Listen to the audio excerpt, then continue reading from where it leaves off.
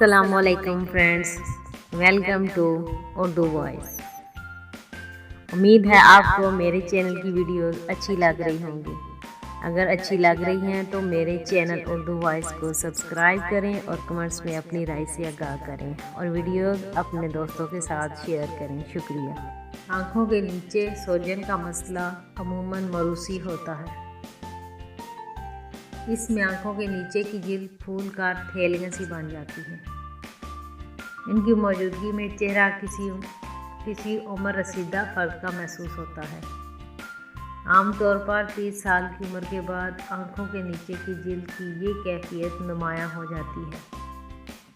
تاہم کچھ وجوہات میں 30 سال سے قبل بھی آنکھوں کے نیچے جلد ایسے خراب ہو سکتی ہے جن میں گردوں کی بیماریاں، انفیکشن اور جگر کے مسائل شامل ہیں۔ ایسی صورتحال میں جلد میں پانی جذب کرنے کا رجحان زیادہ ہوتا ہے۔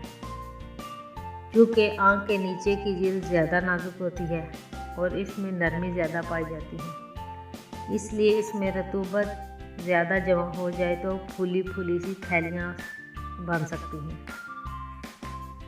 اس مقصد کے لیے نہ صرف اندرونی علاج ضروری ہے بلکہ آنکھوں کی جلد کی حفاظت بھی اہم ہوتی ہے۔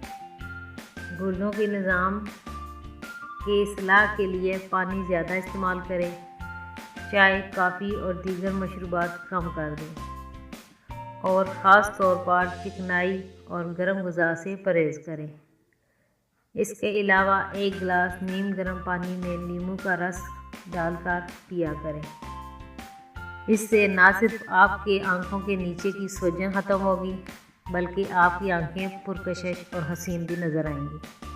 امید ہے آپ کو میرے چینل کی ویڈیوز اچھی لگ رہی ہوں گی۔